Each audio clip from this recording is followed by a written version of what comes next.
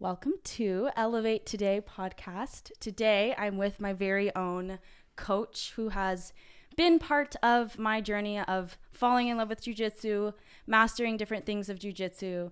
And Coach Alex has actually been someone that's taught me a lot of great jiu-jitsu hacks that has helped me win. But more than that, he's a mentor to many, a mentor to me, and someone who's I believe is very sound to give advice just about life, fatherhood, jiu-jitsu, and manhood, all things that stuff. So Coach Alex, welcome to the podcast. Thank you very much. Thank you very much.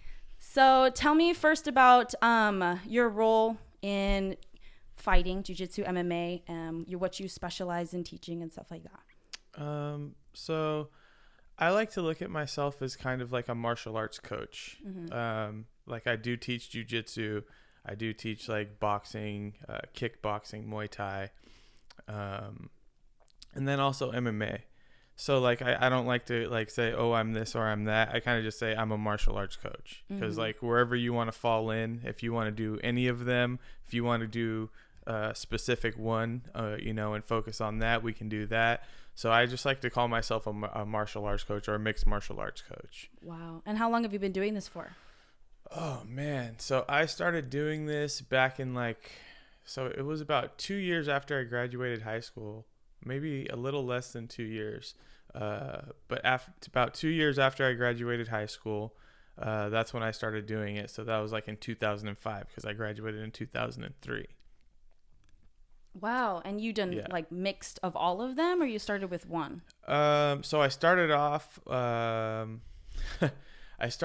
doing jiu-jitsu and like boxing at AKA a long time ago, because everyone knows Coach Murph. Mm-hmm. So me and Coach Murph, we were really good friends in high school, and I wouldn't say really good friends, but we're good friends in high school. We knew of each other. We hung out sometimes. We had mutual friends. We've been to parties together.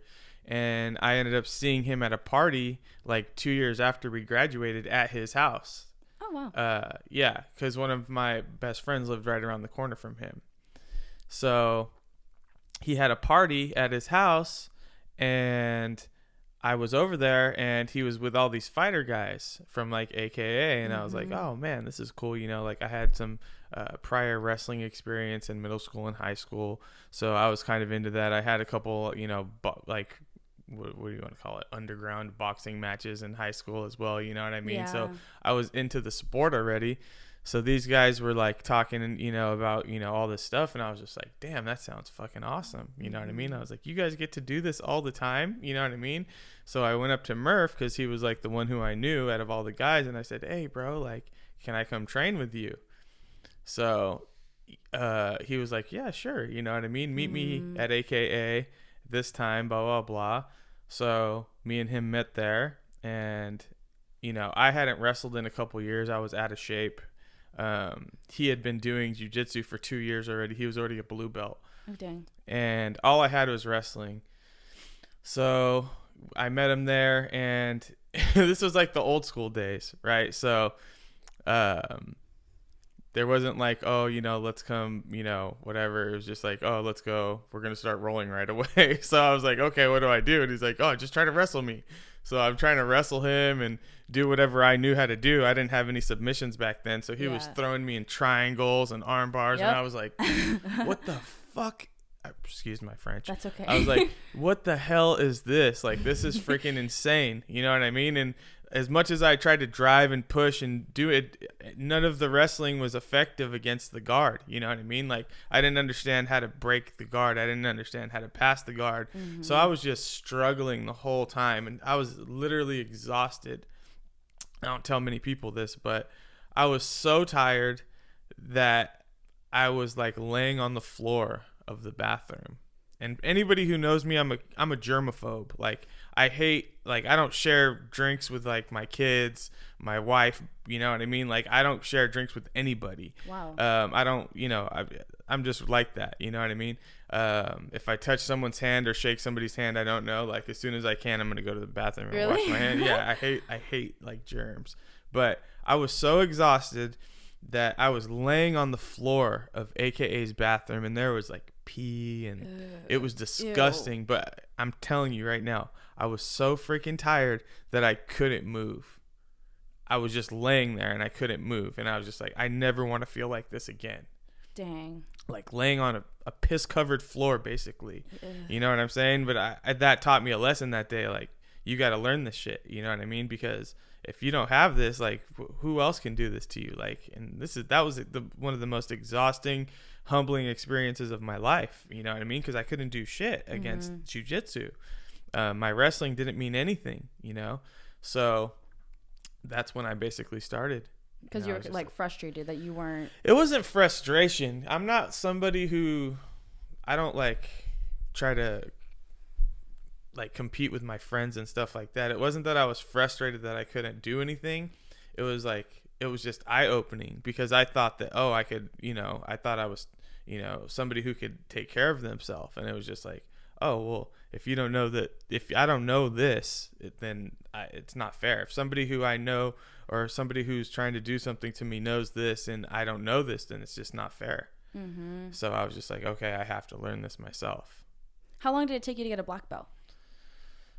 So the thing is I did no gi, where there's no chance of getting a belt, right? From like 2005 to around 2015, 2014. So I already had like a lot of experience in no gi. So I want to say I started the gi in 2015. Oh, dang. So yeah, and then I got my black belt like maybe a little over 2 years ago now. So it took like 8 years to get in the gi to get my black belt. Yeah. Wow. Mm-hmm. That's amazing. But you've been doing jiu-jitsu for 17 years. Yeah. Yeah. Oh my gosh. Are you interested in doing like the degrees, because isn't there more degrees after jiu-jitsu? Yeah. So every 3 years, you get a stripe, I believe, when you're a black belt, if like you're active and, you're doing your thing. And then I think there's also like a couple stripes that you get for being an instructor as well. So you get some instructor bars as well. But I mean, I'm not into all that stuff, so I'm like, whatever. I tell students that all the time. It's like, dude, I did jiu-jitsu for like 9 years with no chance of getting an upgrade or a belt or a stripe. I just showed up to no gi every day because I love doing it. And I said, that's the key, though. That's the key of, if you want to get a black belt, you have to have that mindset.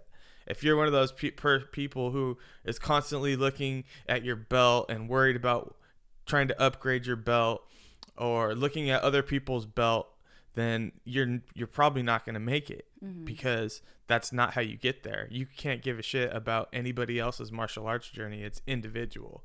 Every time that I've had the biggest leaps in my life in martial arts have been when I'm really selfish and I'm really just focused on myself. And every time I go to that place, I have the biggest leaps in what I'm doing. And I tell everybody else, like, hey, that's one of the keys. Like, don't give a shit about what anybody else is doing. Focus on you 100% and just watch. Everything else stems from there as far as success goes. Yeah, it's really cool about jiu-jitsu is I feel like most is you master the art of jiu-jitsu and then naturally you just end up teaching it.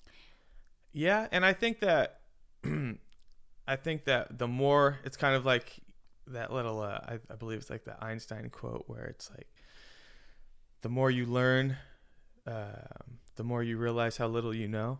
And I think that it's the same thing in jiu-jitsu. Like, you realize, like, you can never master jiu-jitsu. You know what I mean? Because number one, it's constantly evolving.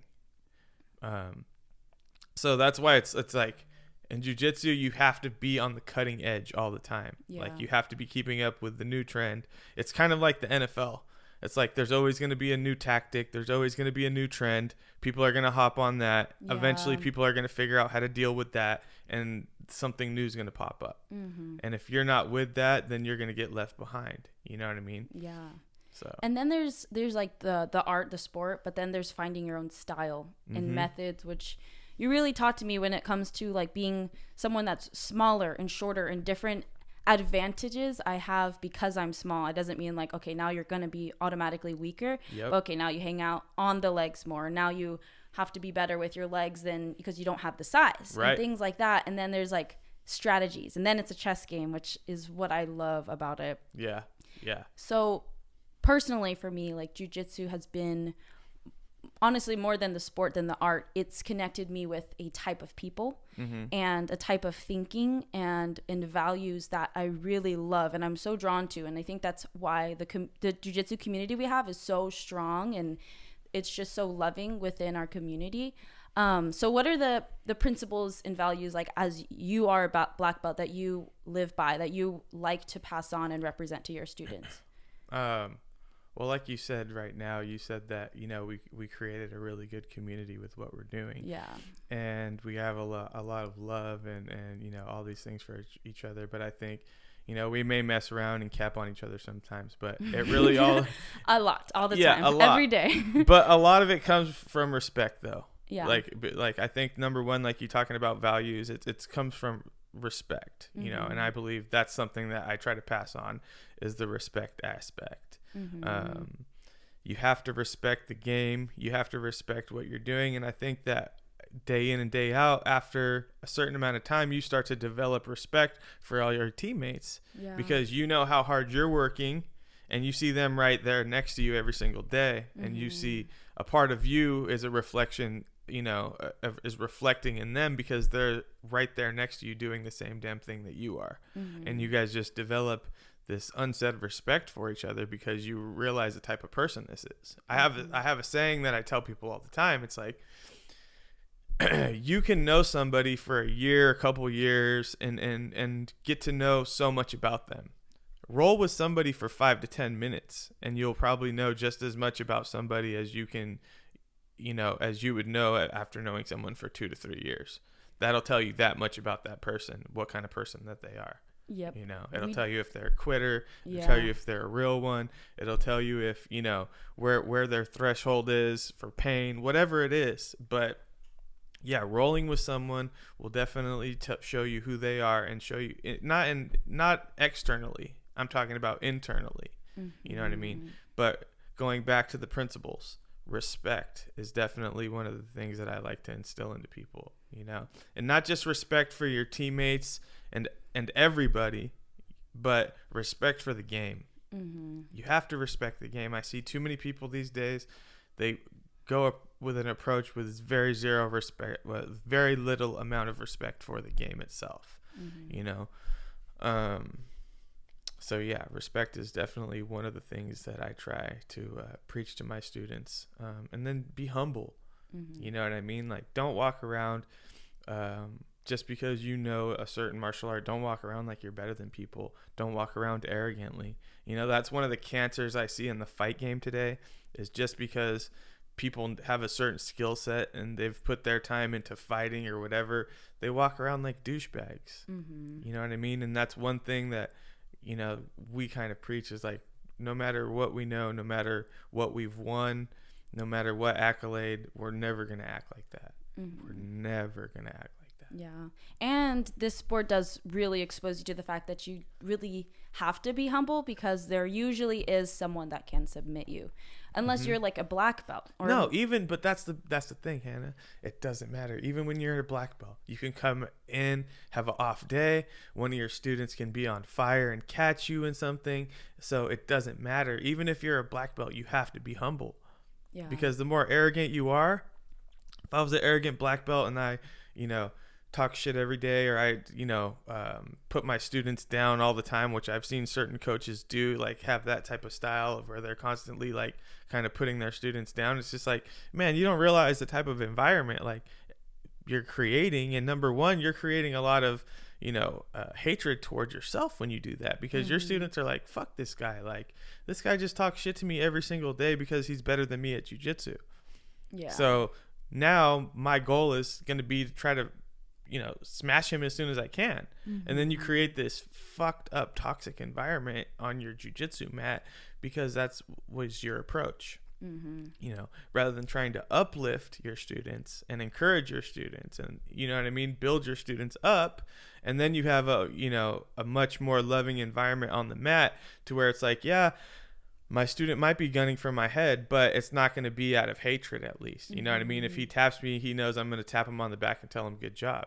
You know what I mean? And I think as far as the teachers go, you have to realize, like, look, like, okay, you may be the best one on the mat, but if you're doing your job, eventually your students should be tapping you out. Otherwise, you've just created a pyramid scheme where you're at the top. Yeah. You know what I mean? And I've seen that many times as well. Yeah, and I've heard that a good leader, a good mentor, their goal is to get the people following them to be better than them. Yep.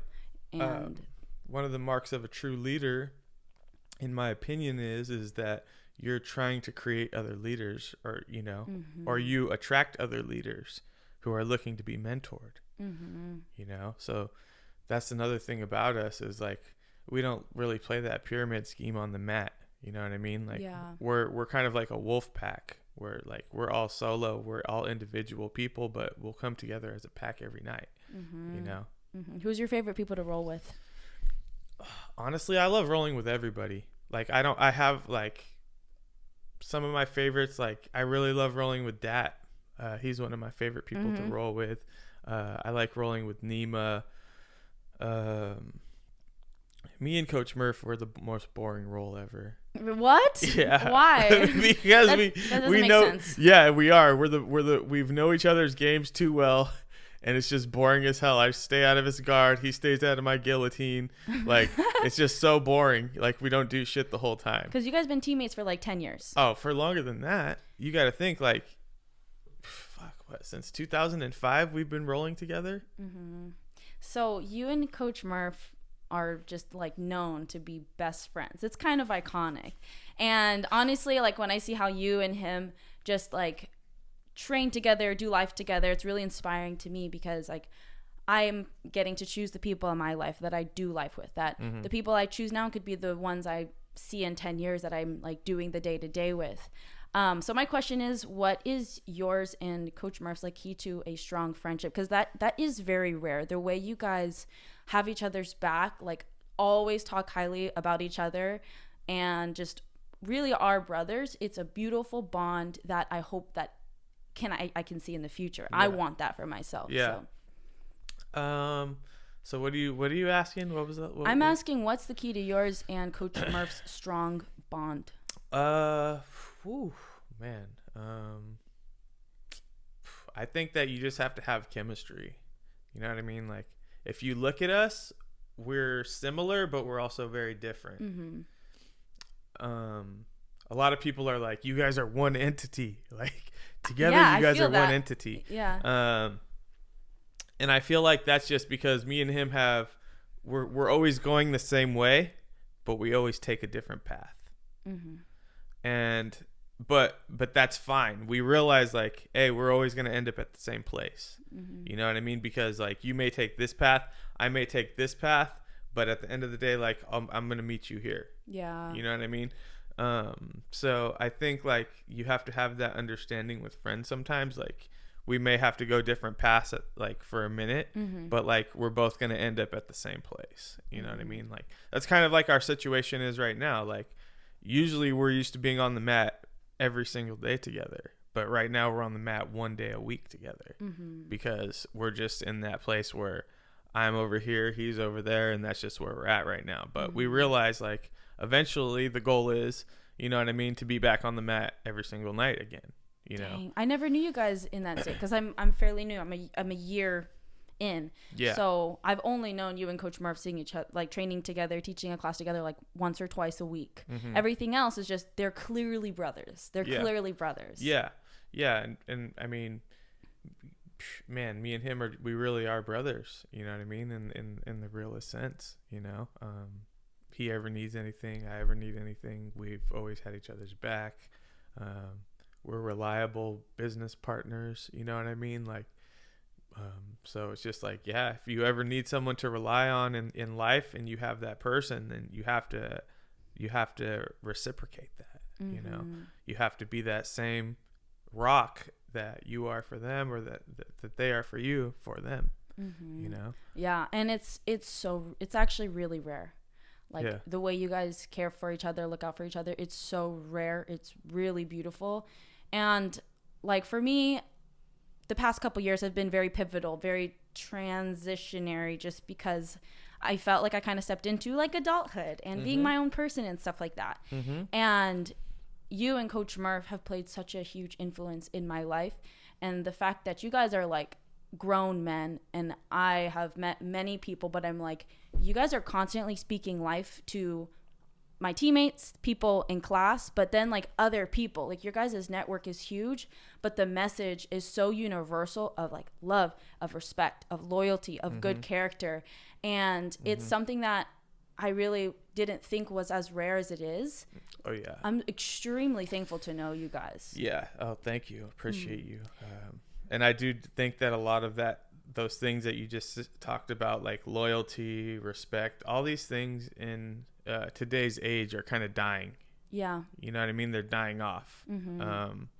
People have fake friends, you know, because they've met in artificial ways. You know what I mean? I met you off the internet. I haven't known you. I haven't gone through anything with you. So I think that, you know, in an artificial world, you're going to start having artificial relationships created from the artificial world that we're going to live in. I think it's getting worse and worse. And I think that being real is a breath of fresh air today to a lot of people. And I think that that's one thing that we definitely both are, is we're very real with people, you know, like, and I don't know, I feel like that's not a quality that too many people possess these days, because I think it's hard to be real with people. It's much easier for me to just nod my head, yeah, I agree with what you say. You know what I mean? Rather than being like, nah, that's not how it is actually, from my experience at least, you know? Yeah. So yeah, this last weekend I went to this all women's, it was intention for young youth of Gilroy to pretty much like be in connection with women that are a little bit older, some much older, that have lived life, to give insight and wisdom to these teenagers that are going through life. And it was really cool. We were doing small groups after, where people do like goals, resume design, networking, and how to network with adults. And these are really valuable things for them to learn as they develop. But I ended up having a group where we changed it last minute to like women conversations, all things girl talk, boys, self-esteem, body image, social media. And just through talking to these girls, I found that there is like a huge issue with like male-female dynamics, and like these teenage girls feeling safe with men. And it makes sense as we're in pro-feminist culture where women are just expressing more of their issues and anger towards men, which, you know, I'm not totally about like the I hate men movement, but when I hear these stories, it makes a lot of sense to me. And as I was talking to them, I was like, you know, your guys' story matter. You are safe now, and you will get your healing. But I assure you, like, there is good men out there. And it's crazy that my proof is like people like my family or like my coaches and the young men that they produce under them, following their thinking, their principles, their values, and even being strong men that can protect a female. And like in my heart, I was just feeling so intensely like good men are out there. Oh, definitely. I could introduce you to them. And there has to be like this conscious, intentional shift. So I guess as we've seen societies change, and like you and I, we are different generation too. But for this younger generation, could you give advice to women dealing with young men that are trying to find safe relationships, whether it's romantically or even safe friendships, where they can have a guy that they can depend on? What are ways that a woman could understand the nature of men and like things to look out for as regarding their safety? Okay, so the first thing I'm going to say is like, for the women who have had bad experiences, it's like anything else. Like there's bad doctors, there's bad mechanics, I mean, you can name whatever field you want to name. Yeah. There's somebody that's not too good. There's a bottom of the spectrum at their job, or there's a bottom of the spectrum amount of people that are going to exist at that bottom of the spectrum. Okay, sorry. That are in anything. So if you keep attracting certain men, you know, from the bottom of the spectrum, then you need to change what you're doing in a certain way. You know what I mean? And that's no justification, but you have to realize that, like you said from the beginning, not all men are bad, but you keep ending up with a bad man, or you've had a singular experience with a bad man. Yeah. But you can't put that trait onto all men. It's kind of like the same thing as being racist. You know what I'm saying? It's just like, oh, I had a bad experience with an Asian person, so now I'm going to, you know, take that experience that I had and I'm going to project my feeling onto all Asian people. Yeah. And they're going to pay for what this one Asian person did to me. It's like, what the fuck? Like, that's racism right there. Yeah. Now I'm going to, because I had an experience, about one bad experience with an Asian person, now I'm going to treat all Asian people a certain type of way. You know what I mean? Like, you can't do that with men either. It's like, okay, I had one bad experience with men. Now I'm going to treat all men are going to pay for what this one individual did to me. You know? And a lot of times, I'll be real with you, like, the women who have been kind of scorned and take that approach, like, they scare away good men. You know what I mean? Because if I see that, I'm going to be like, whoa, like, this girl's, like, has some anger towards a good man. And, like, you know what I mean? Like, it's not my job to clear all that up. Yeah. But, sorry, going back to advice for women, you know, try to cultivate more organic relationships. You know what I mean? Stop meeting dudes off the internet. Stop meeting dudes off of apps. Like, that's not an organic way of meeting people. That's a virtual way of meeting people. Yeah. Let fate kind of take its course. You know what I'm saying? Like, I mean, for the people who have faith, at least, you know what I mean? Like, you have to have faith that if you're looking for someone and God wants you to be with somebody, that God's going to put that person in your life. You know what I mean? Like, you don't have to be on these apps trying to find somebody and connect with somebody. You know what I mean? And I'm not saying that doesn't work, and I'm not saying that that's not successful, but at the same time, it's just like, man, that's a very organic way of meeting somebody. You know what I mean? Like, try an old school way of meeting somebody, like, physically, be in the same room as them, talk to them, connect with them, see if you have chemistry. So that's definitely one thing I'm going to tell women. And I do know that, you know, certain guys, you know, will try to act a certain way or, you know, not show their true colors. So it's just like, it's really hard. You have to learn how to read red flags. You know what I mean? And as a woman, I would just say, stay very cautious. Keep your feelers out there. You know what I mean? Don't let your guard down. And, you know, you have to find that medium of keeping your guard up, but at the same time, getting to know the individual with your guard up. You know what I'm saying? And I think that that's the biggest, you know, thing that I can tell women as far as, you know, how to be cautious with men as far as that goes is, you know, don't jump in too early. You know what I mean? Meet them at public places. You know what I mean? At the beginning, keep it short. Don't go back to their place. You know, like, everyone's in a rush these days. You know what I'm saying? Everyone's in a rush these days. And I definitely think that mentality towards the dating is definitely the cause for a lot of these bad experiences. Right. You know, it's like, well, shit, the guy was a crazy dude, but you didn't even give yourself enough time to see that before you got mixed up with him. You know, and now you're in a relationship with kind of a crazy dude. Yeah, and that's actually really true because people really rush into things, especially physically. Tinder being a very popular app now, which is very my day and age. Like, I remember when Tinder came out. Now Tinder is known as the hookup app, which is wild. Right. Like, majority of people that use it for that. And studies in every single religion promotes, like, waiting. Yeah. And philosophy. And now I'm seeing secular thinking says that too. Because my cousin, works in the reality TV show, like the dating world. So I asked him, like, what's the key to dating from like the patterns that you've seen? Because he sees these reality dating couples like back to back. And he's like, the couples that wait to do physical stuff have a stronger bond versus the couples that rush into things physically and they just break apart. You'd think it would be the opposite. You know, you get closer faster, you get intimate faster. Shouldn't that strengthen your relationship?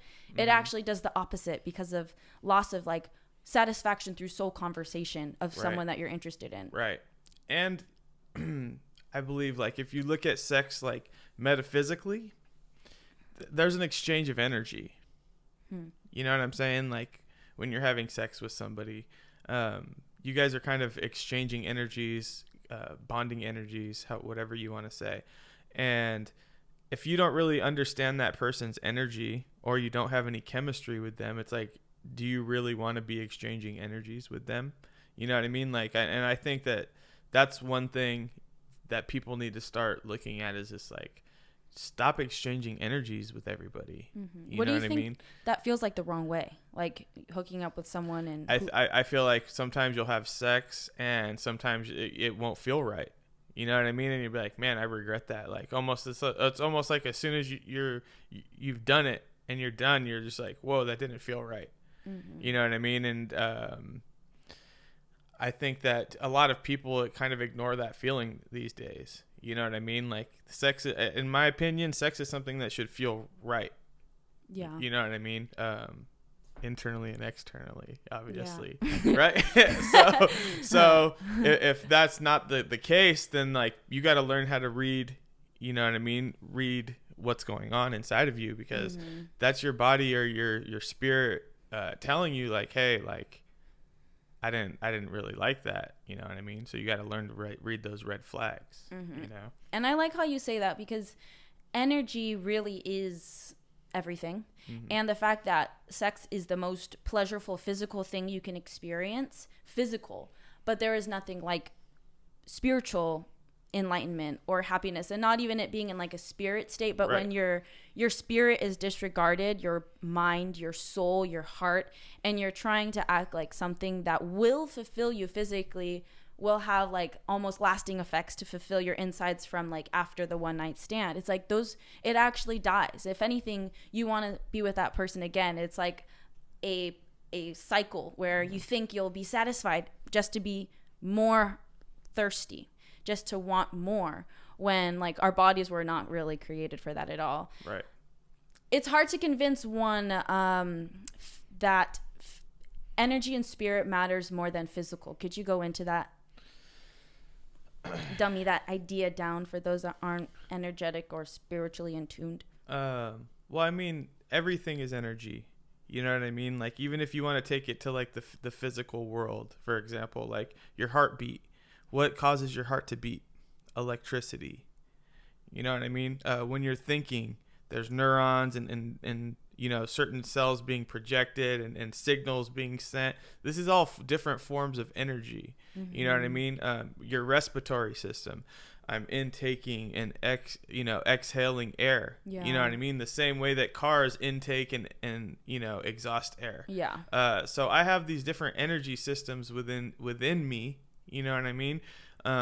So we're just a bunch of different forms of energy that's compiled into consciousness. You know what I'm saying? That's like the human body. It's like the most amazing thing that there is. But you know, people don't realize that, you know, just because I'm talking about energy doesn't mean it's anti-science. A lot of the things that I'm talking about are actually scientific. You know what I'm saying? It's just people don't want to break it down to, you know, people don't want to make it that simple when it really is that simple. Like your heart beating, that electricity that's causing your heart to beat is a form of energy. As soon as that form of energy freaking decides to turn off or leaves you, you're going to die. Yeah. That's crazy. That's so true. And it's actually takes a lot more to prove God wrong, in my opinion. Or I know we're talking energy, but like just the magic of life. The magic of life is energy. It's God. Well, who created all the energy? God. Exactly. Yeah. So like I said, all signs, you know, point to the same place, in my opinion. So this is a funny question, but I thought of it. What do you think God thinks about the state of our world right now? Ooh. I mean, I can't speak obviously for the mind of God. All I can do is I can look at, the Bible. I can look at, you want to talk about the Quran. You can look at like any of the monotheistic, holy books. Mm-hmm. It's going to tell you that what's going on today is, very far from his order, that his natural order that he put here. Mm-hmm. So I don't think that, in my opinion, I don't think that in some aspects God is very pleased with the order of the world in some places, but in some places I think he's very pleased. You know what I mean? And I think that that's the balance of the world, because, when there's horrible things being done, that's going to call on people to show great acts of love. Yeah. So that's kind of the balance of life that's always there. Without the bad, there can't be the good. Without the extreme bad, there can't be the extreme good. Mm-hmm. So they really need each other to exist. Mm-hmm. Going back to energy again, right? Negative, positive. Mm-hmm. Yeah, it's true, because when it comes to people that are aware of God's order or God's design that's displayed in these books, in the Bible and different books, it's almost a prize and a reward when you meet people that think like that. And not even just talking religion, but I didn't know you were religious when I first met you, but when I heard just the way you talked about life, I was just like, yes, like that's the mentality, that's the approach that I want to hear, that I want to be around. Mm-hmm. And in a weird way, like there is a lot of disgust that I carry with like the conditions of the world right now, and confusion at like how we could be at this point with like sex trafficking or stuff like that. Right. But when I meet people that are of solution or of like seeing the light and wanting to promote the light, it's a excitement and joy that I didn't carry before I knew the world was like this, before I knew sex trafficking was a real issue, or morality and good people were so rare. It's like, it makes you so grateful, like a prize when you meet like-minded people. Definitely. Because like you said, sometimes it can feel real lonely. You know what I mean? Yeah. When you have passion for subjects like sex trafficking, or like you said, morality, wanting things to be right and balanced and fair, or take a specific subject, whatever it is, and you have extreme passion for that, it can be really, like you said, kind of make you feel really secluded when you have these extreme passions and you don't have anyone around you who shares any of these things, and you want to express them, you want to talk about these subjects, and you can't find someone. And finally, when you find that person, you're just like, oh man, fuck, this is so refreshing, I've been waiting for you. You know what I mean? Finally, someone I can talk to about these things that I have extreme passion for, when before I had to just kind of keep it to myself, bottle it up, keep it in my head, because I didn't have anyone who really gave half of a shit about what I was talking about. But now I found you. So yeah, it's a beautiful thing. Like you said, it's like treasure.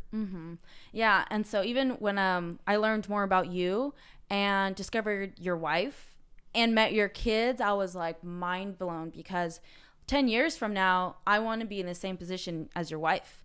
And I don't get to meet like people that are so down to do things the way that your family does it. Yeah. It excites me, because I want that. I could do it now. So you guys had a home birth. Why? Well, my wife, not me. No. Yeah. Why did we have a home birth? Yeah. What was the thinking behind that? That's crazy. Let me see.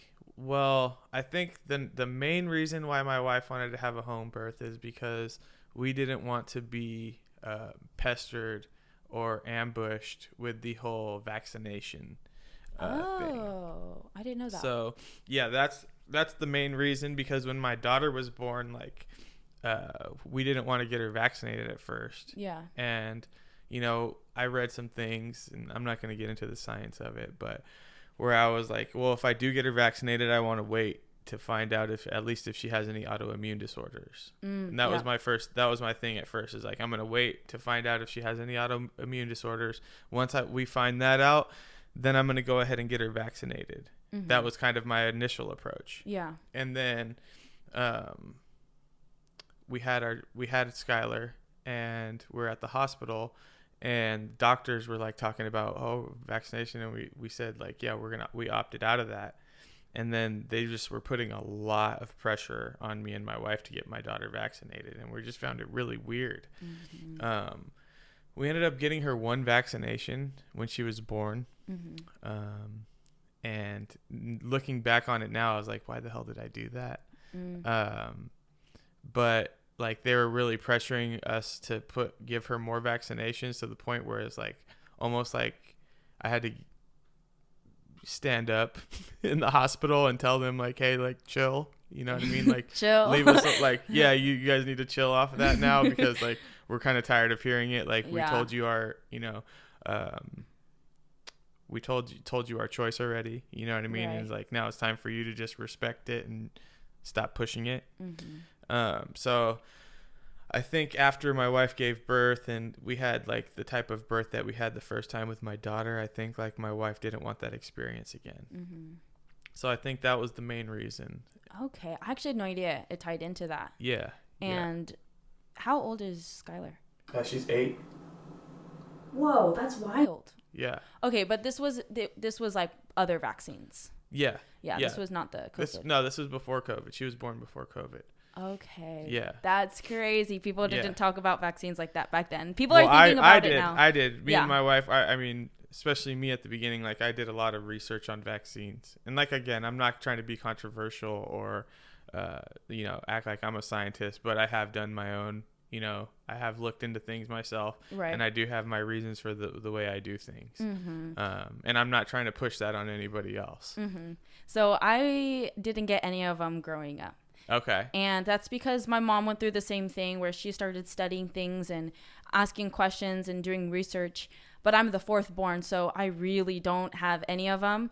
And as I got older and realized how much of an issue that could be, I was like, well, why don't I have like any? And so now it's kind of like an opinion I have enforced in myself because I didn't have a choice before. And now that I don't have any, and very intentionally not the last two, it's like, well, I'm fine. I'm super healthy. I feel great. There's no need for that. Exactly. I've traveled around, no issue ever. Exactly. There's no need for that. And then once you start looking into it, and like, again, I'm not going to talk about the scientific part, but I will talk a little bit about the monetary aspect of it. It's just like these doctors, it's just like, okay, so imagine you work at a cell phone shop, okay?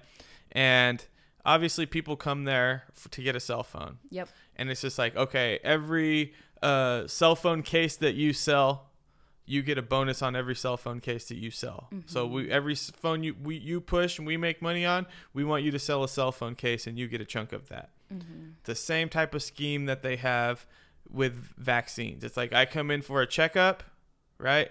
Oh, I get my checkup. Okay, you push whatever vaccine it is of the month. You know what I mean? COVID, flu, monkeypox, whatever type of vaccine you want to push on me that week. Mm-hmm. Okay. And then every time you sell me that bonus case, you get a bonus of $500. So it's like, why wouldn't I push that on you? Mm-hmm. Especially if I believe in the science, right? Then of course I'm going to push that on you. Mm-hmm. Yeah, dude, get your damn monkeypox. Get your monkey. I want you to get your monkey. I want you to get your flu, and I want you to get your COVID this time around. And I'm going to inject you with all three, and then I'm going to freaking take the rest of the day off because I just made an extra $2,000 on you. Yeah. Sorry.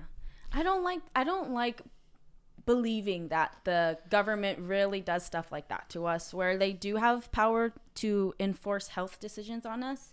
But it's like, that's not your role. They don't really have the power, though. You got to realize that. Like, supposedly they have the power, mm-hmm. but at the end of the day, the people have the power. Yeah. And all we have to do is get collective. You get collected together and decide that we don't want that anymore. And then we put that on display through not listening. You know what I mean? Mm-hmm. Kind of like Gandhi used to do, peaceful... What did Gandhi call it? It was called peaceful non-cooperation or something like that. Mm-hmm. Basically just not listening to the rules, but we're not trying to be, violent, but we're not going to listen to you. You know what I'm saying? And, and I think that there's a lot of gauging nowadays. Is like they're going to try to make a rule or they're going to try to enforce a rule. But what they do is it's really like a test. It's like, okay, let's put this out. Let's see how many people comply. Mm-hmm. The more that people comply, the further we're going to push. Okay, they didn't comply. Oh, they didn't like it. Okay, they're not going to go for this. Let's just scratch that. Let's move on to something else. You know what I mean? So I kind of feel like the people, as soon as we start exercising our power collectively, the faster the government will stop with, these random mandates. Mm-hmm. You know what I mean? Is this tie into like communities like Crunchy Moms? I mean, I feel like it, in a way, it doesn't tie into communities like Crunchy Moms, but like this is more political. Mm-hmm. You know what I mean? Like in a way, yeah, like I think that Crunchy Moms, because you're going to find Crunchy Moms on both sides of the political. What does that definition mean? A Crunchy Mom? Because you use that word and my wife taught me this, right? Yeah. So I can't give you the exact definition of what a Crunchy Mom is, but a Crunchy Mom is kind of like today's modern hippie mom. Like like for example, my kids, right? Like my kids only eat organic. They've like my son's probably never had anything in his life that wasn't organic or wasn't 100% natural. Julius. Oh my God. Yeah. My daughter's grandma's snuck off and taken her to McDonald's a couple times. Oh, no. So Skylar's had consumed some chemicals a couple times in her life, but no. So we're just really big on not giving our kids processed food, not giving our kids anything with pesticides. You know what I mean? Any chemicals. We're just basically we trust in the human body. Mm-hmm. You know what I mean? I think that if you all this stuff that we're talking about right now really boils down to, do you trust in the human body? And I'm talking about your immune system.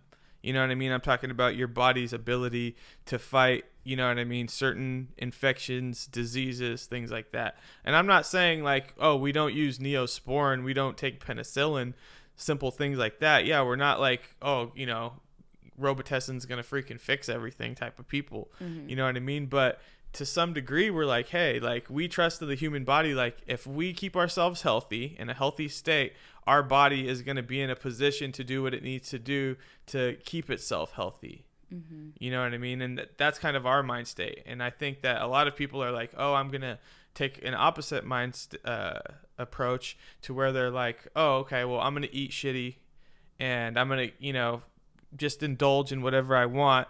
And then when I feel like absolute crap, because my body is not performing or operating where it should be, that's when I'm going to go ahead and try to, adjust my way of doing things and start eating healthier until I feel better. Mm-hmm. And then as soon as I feel okay again, I'm back to Taco Bell or I'm back to McDonald's all the time, eating shit, eating processed food.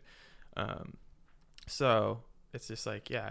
And me as a personal trainer, I've told people countless amount of times, like, hey, you can spend your money on health and training, or you can spend your money on hospital bills later. You choose. Mm-hmm. And I always tell people I would rather choose, obviously, the health and training now and not have the hospital bills later. Mm-hmm.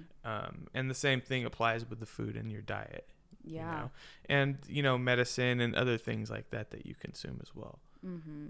It's a very simple method. And I feel like with women especially, and in general, everyone, we just kind of are quick to medicate things. If there's a medication for it, we try to fix it immediately. Right. But for me, the way I see it a lot is with like menstrual cycles. Women are always just so quick to be like, oh, I need painkillers.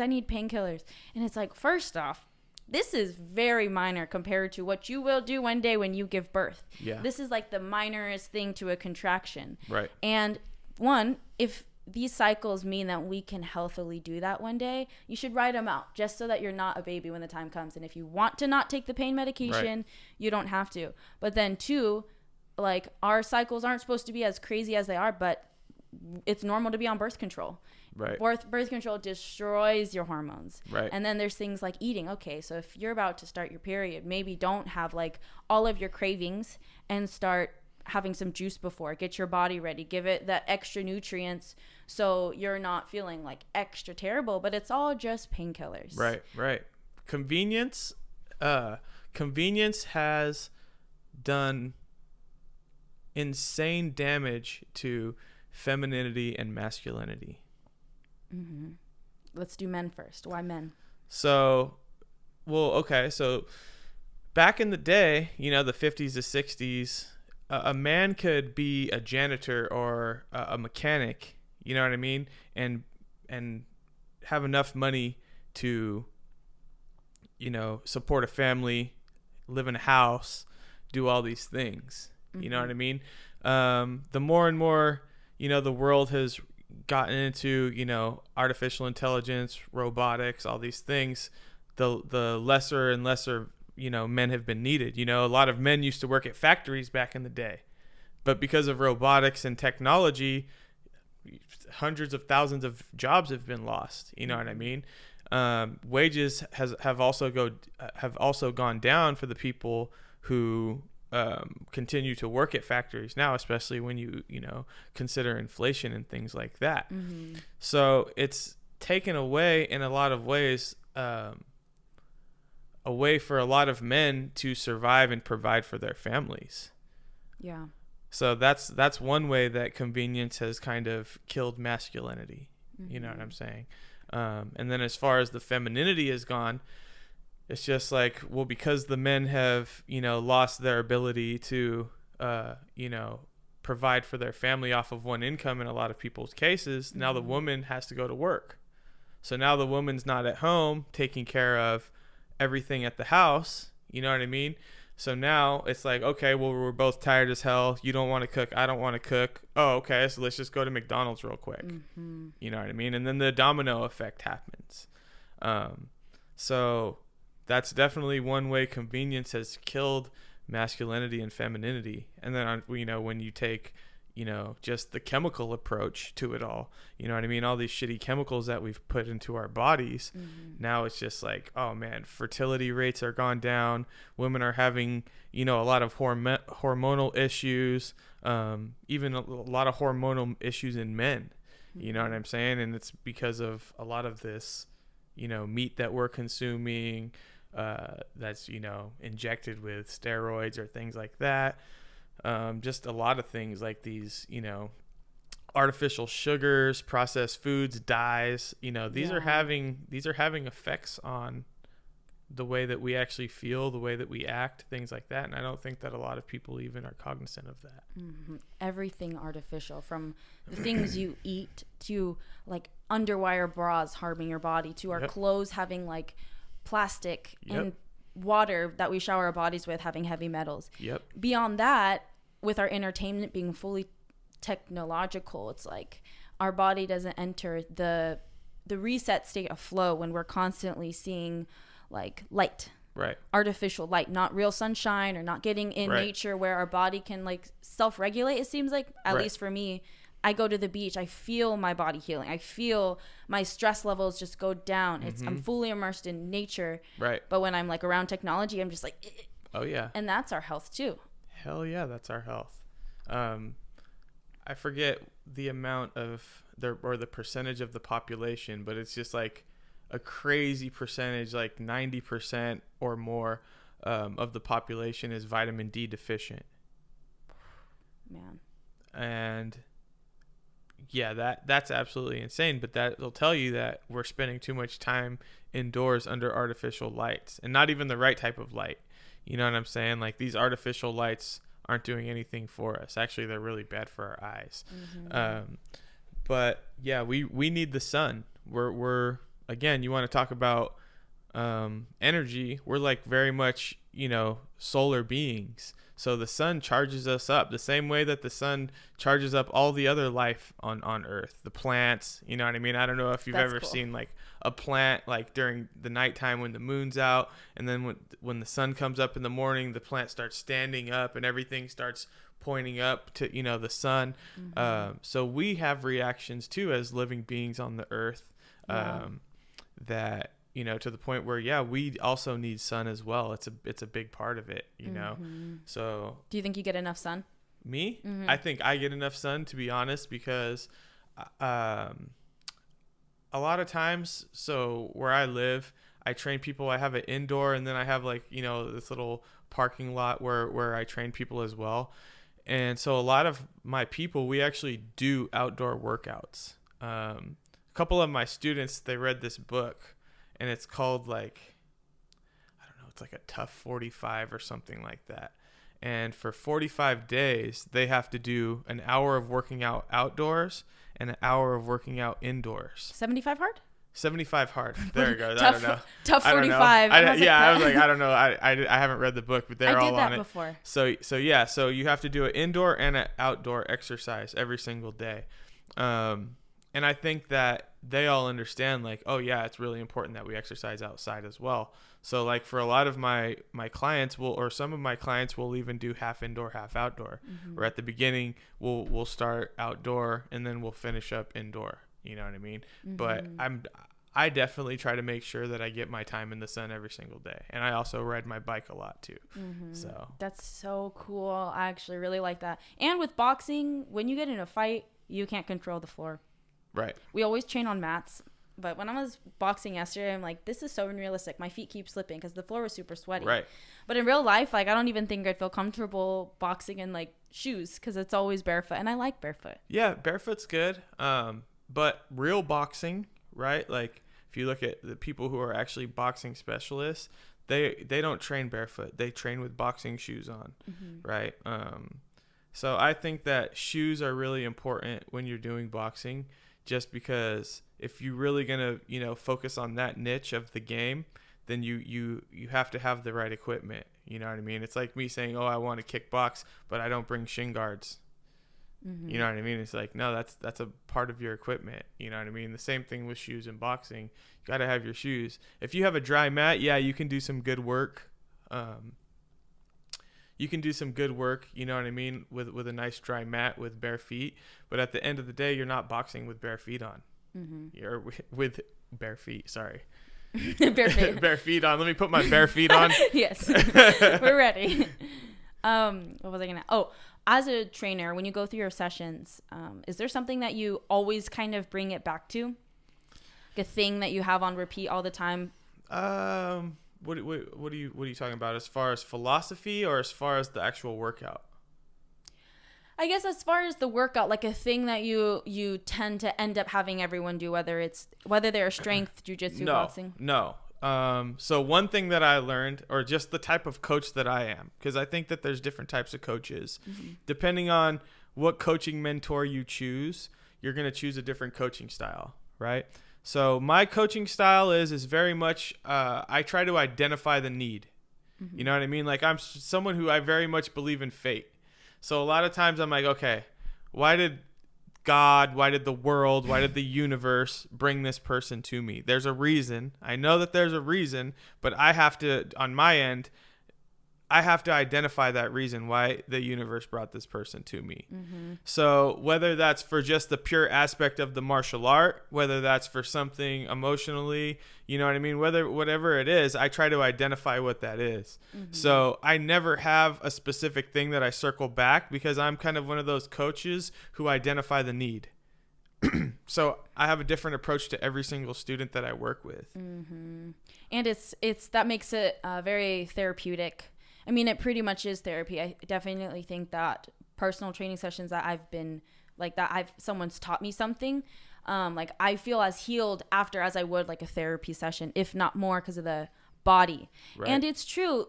Clients will hire a trainer because they're like, my ex just broke up with me. I hate myself. I hate my body. And I want to start looking good to make him jealous. Like these are real things that people come in with to their trainers with. And so now they're like, okay, weight loss is the goal, but the real root issue is self-esteem, right, self-worth, right, and like finding confidence outside of external, and like right, what is it about you that makes you love you for the right, next relationship. And then on top of that, it's just like the reasoning, right? So for example, like what you just said, like, oh, I want to piss off my ex because he cheated on me or he broke up with me, mm-hmm, and he's on to his new, and I want to show him blah, blah, blah.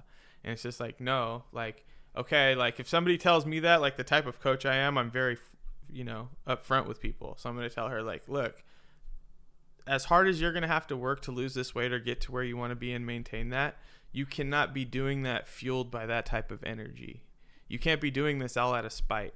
Mm-hmm. Yeah, you can use spite, you know what I'm saying, for a little while, but at the end of the day, you have to do this shit for yourself. You know what I mean? Because that spite's going to die off one day. And then what? Are you going to start eating like shit again? Stop exercising?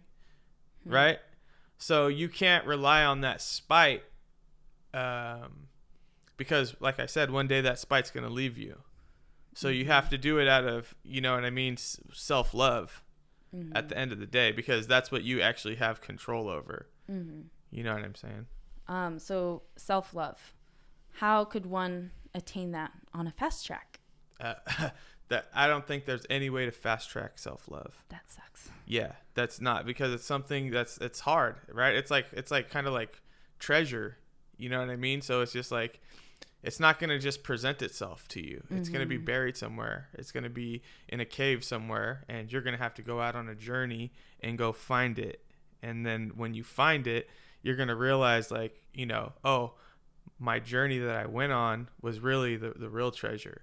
Mm-hmm. Yep. Right? Mm-hmm. And it is a time thing.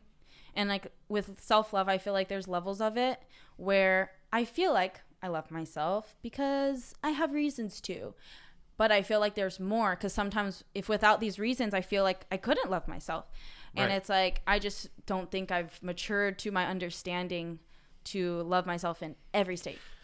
I think that a big part of anything, as far as like, because self-love kind of equals happiness, you know what I mean? Because you can't really be happy if you hate yourself. Yeah. You think about that, right? So, it's like anything else. Self-love is something that's going to be, sometimes it's not going to be there. Yeah. Like sometimes you're going to have to fight to get it back. You know what I'm saying? And it could be a long fight. It could be a short fight. Mm-hmm. But it's just like anything else. It's like freedom, whatever, anything that's worth having, you have to fight for it. Mm-hmm. So the same thing comes with self-love. Like, yeah, you might do a good job of maintaining it, but there might be a time that presents itself to your life in the future where you struggle with that again. Mm-hmm. How old were you when you think that you attained healthy self-esteem, where you're like, I'm good right now, like I'm proud of myself, I did it? I mean, to be honest, like I would never say that I did it, because I don't have that mind state. Mm-hmm. I'm always looking to the future. You know what I mean? I never want to look behind me. You know what I mean? The only reason I'll ever look behind me is in a quick moment of reflection, just to remind myself how far I came. Mm-hmm. But I'm never going to, feel like I'm at the top of the mountain. I'm built to continually climb. Mm-hmm. You know what I mean? And I think that that's the mind state that anybody who wants to get anywhere, that's worth getting, is going to maintain, like going to have. Mm-hmm. You know what I mean? Because you have to have that. I'm a constant student, even to this day. You know what I mean? Like, I just sit down, I shut up, and I learn when I'm on the mats. If somebody has something to teach, you know what I mean? I'm not over there trying to be like, but what if you, blah, blah, blah. Like, I hate people like that. You know what I mean? It's just like, dude, shut up and learn what this person is teaching you. Mm-hmm. You know what I mean? They might have something very valuable to give you. If you can shut up, put your ego to the side for a second, and try to see what this person's teaching you for a second. They might be giving you some gold, and you might just be too ignorant to allow yourself to receive it. Don't get in your own way. Mm-hmm. We're filled with ego when we're at our like young 20s, it feels like. Oh yeah. Because we're past like our kid stage. We're like, we did it. Like, we're adults. We know what's up. We know a little bit about life. And then you get older and realize you know nothing. Yeah. Well, I think when you're young, you have a chip on your shoulder a little bit. Why? Well, I mean, you have something to prove, whether it's to your parents, whether it's to your colleagues, whether it's to people who are looking up to you, for a certain time. You're like, oh, I want to show you that, I can become something, whatever it is that your goal is. Mm-hmm. You know what I mean? And I think that you're driven, kind of by those people who are looking at you a certain way, or you're driven because you have goals and aspirations, or you're driven by a mixture of those things. You know what I mean? Whatever it is that you find to allow to be your energy, to be driven towards, whatever your goal is. So when it comes to parenting as like a father, first off, Skylar's very confident. Oh man, insanely confident. I do not see that in children. Something about it. So what are the values and principles that you and your wife tell her? Maybe this is God-given born confidence, which is totally a thing. But is there like affirmations you have her do, or the way you talk to her? What is it that makes her so vibrant and confident at such a young age? Honestly, I think that part of it is she's obviously homeschooled. So I think that because kids can kind of be ugly. Yeah. You know what I'm saying? And kids kind of beat each other down. You know what I mean? Especially when they're in environments that are, where they're kind of allowed to go do their own thing. For example, something like a recess, or, they're on a field trip, or they're in the bus or whatever. Kids can get nasty and say nasty things to each other. And I think that when you're that little and you don't understand emotions, I think that sometimes those things can be taken way too seriously for certain kids. You know what I mean? And they'll allow that to kind of deflate their confidence. You know what I mean? So, I mean, I could tell you from my daughter's experience, like my daughter, even though she's homeschooled, she's in a lot of environments with groups of kids, you know what I mean? And from the environments that she's already in, like for example, soccer, like girls will say something mean to her, and like it affects her sometimes, or where she's talking to us about it, 2 or 3 hours later at home, and we'll talk about it real quick, and she'll bring it up a couple days later because it's still on her mind. You know what I mean? So I don't think parents realize, like, how sometimes putting your kids in those very little not very little controlled environments, and kind of just letting kids do their own thing, sometimes kids can get themselves into ugly situations. And I'm not saying completely guard your kids from that, because at the end of the day, that is that's the way that the real world is. You know what I'm saying? Like, the real world is kind of nasty. You're going to have to deal with some shitty people. Like, doesn't matter where you are, you're going to come across some people that are difficult to deal with. So I'm not saying completely shield your kid from that, but at the beginning, when they don't understand matureness, they don't understand emotions, you kind of have to walk them through that as a parent. Because if you don't, and you just let your kid just kind of take this and go to school every day, and you don't help walk them through it, who knows what's going to happen with your kid. You know what I mean? You got kids who turn into school shooters, kids who are showing up to school and just beating the shit out of other kids. You know what I mean? Like, I've seen a bunch of videos this year, school, where kids are showing up to school, getting in fights, gang fights at school, kids getting stabbed at school. Like, so it's just like, it's just like, I don't want to create a kid like that. But a lot of these kids, at the end of the day, I'm not saying these are bad kids. These kids have not been developed. These kids have not learned how to deal with their emotions. You know what I mean? And that was because they didn't have anyone to walk them through these emotions. They didn't understand their emotions. And like people say, your mind is a garden. And a lot of these people's gardens have just grown completely out of control because they don't realize that they need to tend to them. So if you were to enroll your daughter in school, and you were talking to the principal, and you could change 3 things about your daughter's school experience, it could be anything, what would you change? Well, the first thing that I would change, and this might kind of be collective, of all 3 things I would change, would be that the parents need to get control of the system again. You know what I mean? The government, I don't think any of us hired the government to educate our children. And if you look at, the way that the curriculum is being placed into these schools, the parents don't have any control of what's being put there. So it's just like, okay, this is my child. It's my responsibility. and I'm just going to let you go ahead and program and teach my child how to be an adult for me, right? Through the things that you want to teach them. Mm-hmm. No, when I have a kid, I have kids for multiple reasons, okay? The number one reason why I had a kid is because I was going to instill into them the principles and values that I have in this world.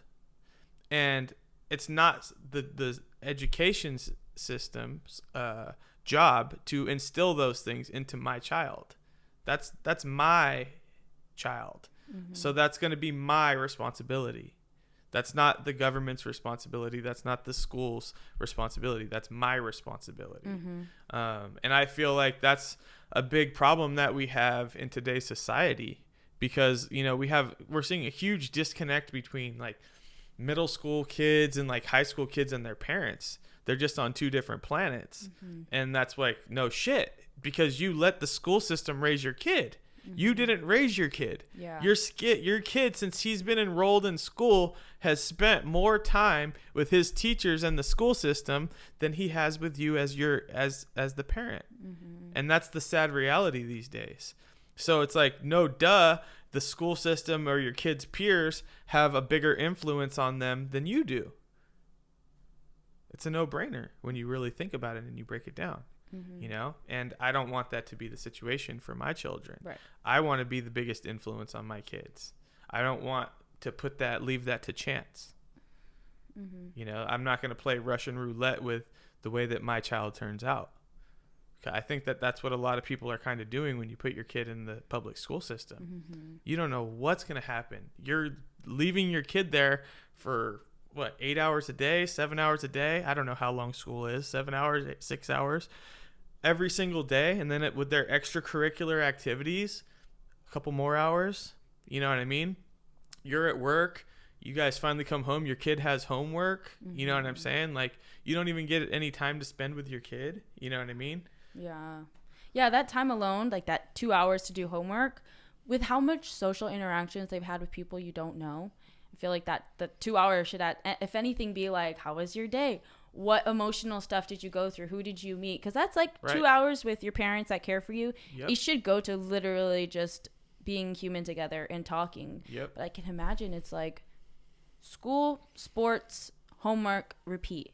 Right. And then your weekends are for friends. So the parents, as soon as their kid turns 5, lose so much control. Oh yeah. And they can't be shocked if their kid doesn't behave how they want them to. Of course not. You barely spend any time with your kid. Your kid's around, you know, another adult or his peers way more time than he's around you, so naturally he's going to start acting in that manner. Mm-hmm. You know what I mean? And that's like the way that me and my wife look at it, because obviously we're spiritual people. Mm-hmm. Right? So I don't just believe in my kids as physical bodies. I also look at them as spiritual souls as well. Mm-hmm. So it's just like, I'm going to be dipped in shit before I put your soul on the line. You know what I mean? Like, and put your soul in the hands of somebody else. Mm-hmm. You know what I mean? Because they don't have your best interest in mind.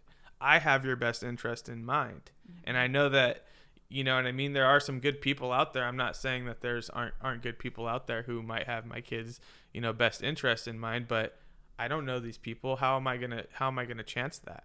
Mm-hmm. You know what I mean? So I think it's really sad, the way that our society has, you know, kind of disintegrated the family. You know what I mean? And it's just like, if I don't agree with it, then I don't have to live by those standards. And I don't live by those standards. That's exactly why I respect you and your wife so much, because like, you guys do you did home birth. Uh-huh. I really want to have a home birth, obviously so far from that. And I don't know too much about the feeling, but want it to be natural, a non-medical home birth.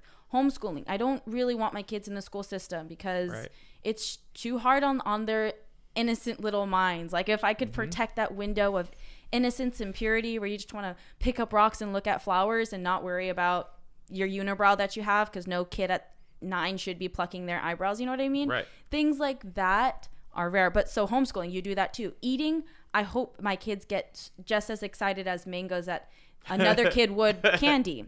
Right. Like, your kids don't eat candy. No. But well, we see. Here's the thing. It's like we're not that extreme. Like we buy certain candy. So there's these certain lollipops that we get from Whole Foods. I was seeing that in my head. Yeah, we buy certain things. Like we're just very into ingredients. Like that's the thing. It's like just because we're like this doesn't mean that we're like extreme. Like you just have to put more thought into everything that you do. Yeah, is really what it is. Like okay, we look for these certain type of lollipops. So there's like 4 different flavors. There's no dye. There's no, high fructose corn syrup. It's only, natural non-processed sugars, things like that. So it's like, yeah, my kids get sugar sometimes, but they're not getting, processed sugar. They're not getting high fructose corn syrup. They're not getting, freaking yellow number 20, 30, 50, red number 72, all this crazy shit. You know what I'm saying? There's no need. Like, and then it's like, okay, people can, look at us weird or call us whatever, but then it's just like, okay, so then when you break it all down, it's like, so you're allowing your kid to eat these things that could cause them diabetes, that's fucking with their hormones because of the dyes, like, and then you're going to be the one that judges me because I choose not to put this into my kid's body. So like the way that I look at it is just like, we're not like really like obviously to be the way that me and my wife are, it's like we really obviously can't care about opinions of other people. Oh my gosh, yeah. But it's just like, why would we? You know what I mean? At the end of the day, what we're doing is logical, and what other people, not all other people, but people who don't pay attention and are feeding their kids these poisons and doing this to their kids, like to us that's mad. Yeah. So it's like your opinion really doesn't mean shit to me because that's the opinion of someone who's feeding their kids trash and putting their kids' health on the line. Yeah. And everything at that age matters so much. Like their skin, things that go in their body, things that go in their mind. That's school. That's the foundation of an adult. A child is the foundation of an adult. I think that people need to start looking at it like that. Like it's a building. And every year the building gets taller, the building gets bigger, the building gets more sophisticated. But when they're children, the most important part of any building is what the foundation. That's what everything else sits upon. So you have to look at your child as that's the foundation of an adult right there. So you have to treat it as a foundation. Everything has to be as good as you can possibly make it because that's what's going to create a healthy adult. Yeah, I love that so much. My cousin is so similar to you guys, like your family, the way you guys live. She was like this way back even before the COVID season. Like she would not like hit these days, but about maybe 5 years ago, something like that, her neighbors just really attacked her about like, how dare your kids aren't vaccinated and you have your kids around my kid, like that kind of thing. And it was just ugly. And incidences like that over and over and over, they ended up moving, and now she's like living the dream in a farm and everything self-sustained. Her kids wake up and tend to the animals, and they're so little. It's so precious. Yeah. And for me, I'm like, I want to have kids like one day in the future, but I don't know if I'd be ready to leave California because this is where my family is. And the most, I want my kids to have the family. Well, that's one beautiful thing about having our little crunchy community is like we found a group of like-minded people. So we don't have to worry about finding people who are being around people who are like, ooh, you're unvaccinated, ooh, you did this, ooh, you did that. It's like, no, like we all know, like we all live our life however we want, and we don't judge each other, and our kids hang out, and there's none of that extra BS in the way of things. You know what I mean? We let our kids do our thing. So for those people who are struggling, with that situation, if you're not vaccinated and you feel like you're being, kind of expelled from groups because you choose to live your life that way, just know that there are groups out there with people with children who feel the same way about this as you do. And there's resources where your kids can find other playmates and have access to all these things. You just have to kind of put in a little extra work and find those situations, but they are out there. This isn't minority opinion anymore, I don't think. I think a lot of people are coming to awareness of these values. It's more so hard if you're already vaccinated or you already have a school system that you like and you're going to, but like sometimes it's easy to think that we're so alone in this, but what I'm learning is a lot of people think like this. Either one, they promote and that doesn't get promoted because it's not what is the narrative. Yep. Or two, like we think we're alone, so we stay within our circle, but step out and it's like, dang, a lot of people think like this. That's the illusion that the Matrix creates. Remember we were talking about that, yes. right? So that's the illusion that the Matrix creates, right? It makes you feel like, oh, you're all alone in this, blah, blah, blah, blah. And it makes you, kind of want to get reclusive. But once you finally come to the terms with, either yourself or the situation, you kind of just like, screw it. I'm going to just kind of be who I am. And the laws of the universe are either going to repel or attract people to me. And that's what I kind of learned over the last, I want to say 4 to 5 years. It was just like, man, sometimes my opinion's not the popular one. And that was the way that the media and, everything around me was making me feel. But when I finally said, fuck it, you know what I mean? And that's another thing that I preach to my students all the time is learn how to say fuck it and live your life and be you and live your truth. That's real freedom, right? Once I said fuck it, I realized I might have repelled certain people for the things that I believe or for the things that I thought, but at the same time it also attracted a whole group of people to me. I kind of became a beacon of energy that other people who were feeling the same way, who didn't want to say the things that I felt, came towards me. And they're like, oh man, I've had people slide in my DMs and be like, oh bro, I can't say this, but thank you for saying it. You know what I mean? I appreciate you for doing what you do, or blah, blah, blah, blah. Yeah. So it's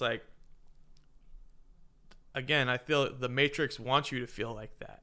It wants you to feel like, your opinion's unpopular. Shut up. Don't say anything. You know what I mean? Don't go against the narrative. But once you step outside that box and you say, fuck that, and you do it, then just watch what happens. The energy that you brought to that situation is going to bring like-minded energy towards you. So you can't always, it's like evolution. You might have to lose something to take a step forward. You know what I mean? And that's how it goes in life. If you're going to speak your truth, then there's always going to be someone who disagrees with you. Yeah. But at the end of the day, there's also going to be people who do agree with you. So it's just it's like a game. It's I can't win if I don't play. If I'm on the sidelines and I'm not participating, I can't win or lose because I'm not playing. If I want to win, I have to risk losing. It's the same thing with speaking your truth. Something might happen that you don't like, but you don't know what's going to happen that plays in your favor. So spin the wheel or shut your mouth and sit in the corner and don't participate. Man, you influenced me with that one too, with fuck it. That mentality, it's ruthless, and then it might feel a little angry and crazy, and then all of a sudden you've created boundaries. And I could respect other people, but don't disrespect me because this is my truth and I only get to carry one, mine. Yeah. So if you don't like it, fuck it. Yeah. And I never thought that mentality would lead me to so much peace. Yeah. Because, with social media, I would be posting stuff. This is my truth. And that it was ugly emotion, I guess, but it was my truth. Right. Unfollowed by a bunch of people, by the 100, because it was so controversial at the time, and with my people my day and age, nobody liked what I had to say. But then I got to kind of get rid of those people. My following went down, but I got rid of these people that were only contributing hate, and then support, and then more haters is fine, but support, it's so special. I was in a very similar situation. Right? Makes sense. Obviously, way before you. Remember, when me and you first met, we talked about social media. And when you're your social media is crazy. You remember you told me that? And at the time, I was going through a similar phase, right? Because I spoke my truth. And at the beginning, I lost probably 800 followers. Literally, I lost 800 followers over the COVID time for just saying the things that I believed. And sometimes they would come off a little aggressive, I guess, but it was really out of frustration because, again, I was feeling like I was one of the only people who felt this way because that's the way that the Matrix was making me feel, or that was the way that the media was making me feel. And I felt super frustrated. It almost makes you feel like all the chips are stacked against you. But then you realize like, oh no, like that's not the truth. Like there's plenty of people who feel like I feel, plenty of people who believe what I believe. That's just not the narrative that's being pushed on the mainstream media. You know what I'm saying? You're right. And going through that, it was like, you know the battles you're facing, you know what is the enemy, what you're against. And then like that shift from our conversation was like, well, now it's like, love everyone. I have my values and those don't change. I have my beliefs, but all are welcome to have that love. It was like a shift because it wasn't like you didn't believe those things. It was more like, now I want to share my heart message. Right. Yeah. That was definitely I had to shift, because I was at a point where, to be honest, like I was done on that battlefield. Like I'll pick up like my gun and my rifle and you know, put on my armor and go to a battle for something I believe in. And at the time I felt like, especially because I was one of the people who was saying things really, really early, like from the very, very beginning, I was saying certain things that are now coming to be, let's just say, mainstream knowledge, right? That everyone's accepting now. Yeah. But I was saying certain things at the beginning that are now accepted as mainstream knowledge, and people were calling me certain things and getting really, really upset with me, right? And I felt really offended by some of the things that were said, and I kind of participated in, you know what I mean, maybe some things that I look back on and shouldn't have, as far as like letting disagreements over things get, you know, to a personal point with certain people. But now that, you know, certain things are, you know, looked down as knowledge, like I'm just like, you know what, like I'm not, there's like plenty of other people now who have joined this battle who are representing the things that I said however long ago. And I'm going to let them go ahead and do their tour now and speak for that. And I'm going to go somewhere else, because I feel like we've been badly divided. We've been badly divided. And I don't want to contribute to the division. You know what I'm saying? So like, I feel like the battlefield, even though I'm not saying that I don't, you know, I still agree with everything that I said. I'm not taking anything that I said back 100%. But again, that's not my battle anymore, because I see there's another problem. We've become completely divided as a country. And I feel like that's part of what the Matrix wanted, right? They've shined a limelight on both the extremes of each party. So they've shined a limelight on the extreme Republicans over here. All these guys over here are racist, lifted truck driving, freaking tobacco spitting, fish smoke, or you fish, know, what is it? Fishing men. Yeah, freaking these are just, you know, white supremacists on the far right over here. And then over here we have, you know, and I have nothing against blue-haired people, but we have a blue-haired, multi-gender individual over here. You know what I'm saying? And everyone thinks that the left or right is now either, you know, these extremes, when in reality, most of the people are in the middle. They're closer to the middle. Yeah. But the division is needed, because if we're not, you know, united, then we're divided, and when we're divided, we're easy to control. So that's why they've created this division. It's genius. Yeah, it's genius, because it basically never allows the people to take their power back. And another thing that's also happened over the 4 years is people don't have healthy conversations anymore. And so now we have this line of people, whether they're on the left or the right, but they're all closer to the middle. But what's happened is all the healthy conversation has been killed. So now all these people who are right next to each other and who could come to that realization, they don't have these talks anymore. So it's like, damn, if me and you just talked, I see you on the other side of the line, and you think I'm this way, I think you're that way. But if me and you actually talked for 30 seconds, maybe 2 minutes, we would realize that we're damn near the same people. We have the same values. We want the same thing. We want to head to the same direction as a country. But they've done such a good job of dividing us that we can't even do that anymore. There's no healthy conversations. There's just left versus right. And yeah, that people don't want to have battles of words and ideas anymore. They cut that off. Yeah. And it's just like, if you really believe what you believe, then you should want to exercise your tools on the battlefield. You know what I mean? Because if something that you believe is being challenged and it's losing, then wouldn't you want to adapt that new mindset because you were proven wrong? But now it's like, no, I don't care if I'm proven wrong. I believe what I believe. That's how I feel. It's like, but where'd the logic go? Right? We're always on a battlefield too. Like even when we think we're not, because things are peaceful and calm and chill, like we're always in a battlefield, like fighting something, whether it's subtle or not. Yeah. So at a time it was for truths to be exposed that aren't being represented, and even for those to have an option to think that other path. And it's like that in so many areas, or even jiujitsu. Like we're trying to beat our weaknesses, to be ourselves yesterday, to be better, or our opponent. Or in health, like if we're in the health industry, the bad guy is ineffective health facts or food that we're constantly being told to eat that are poisoning us. It's a battle. It's not, you're not bringing a blade, but you're changing lives when you promote those things. Because like you said, there's literally battles of information nowadays. And what I feel like it's doing, it's almost like splitting realities. Like I feel like these different places that the information's coming from is almost splitting people's reality, where you have one person who is walking around this earth believing, and this is the mindset that I said, like, I need to have a healthy body. I have to keep my body fat below a certain, percentage.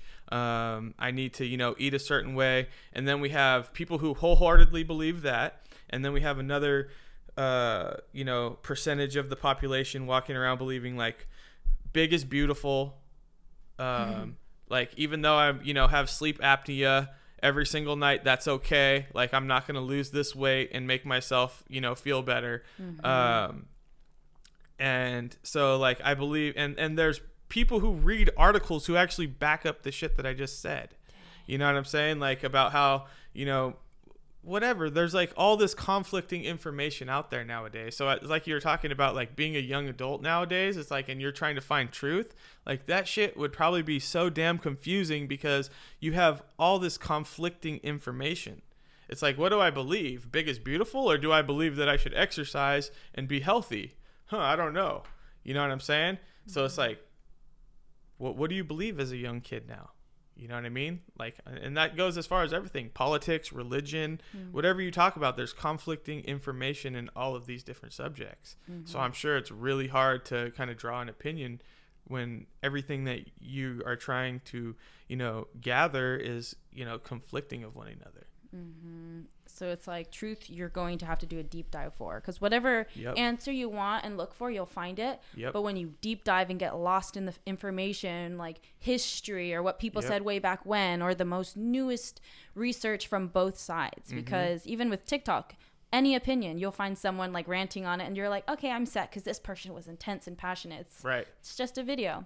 This grabbed me. This hit my emotional button. I'm going with that. Right? It's like, okay, let's turn off the logic. You know what I mean? And I think that that's another part of becoming, more mature, is finding your balance of logic and emotion. Because you have to have a balance of those two things, especially when gathering information.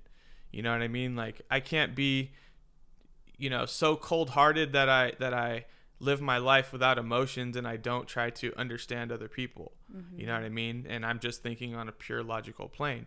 But I can't be so emotional that I just get my emotional button touched and I fall for anything that individual is trying to bring across to me. You know what I mean? So you have to keep that balance. Because people do understand, like, hey, let me touch this button real quick, or let me, hit this certain button at the very beginning of this video, get them engaged, and they're going to eat whatever bullshit I feed to them after that. You know what I mean? It's kind of like the Disney movies, right? They always create a traumatic scenario at the very beginning to get you engaged, right? Bambi loses his mom. Like Snow White loses her mom at the beginning. You know what I mean? Like, all these moms being lost at the beginning, because it makes you engaged, and then after that you're open, to intaking whatever the message is after that. Whoa, that's insane. Yeah, it's so real. And like the Matrix, it's kind of like it's like a herd.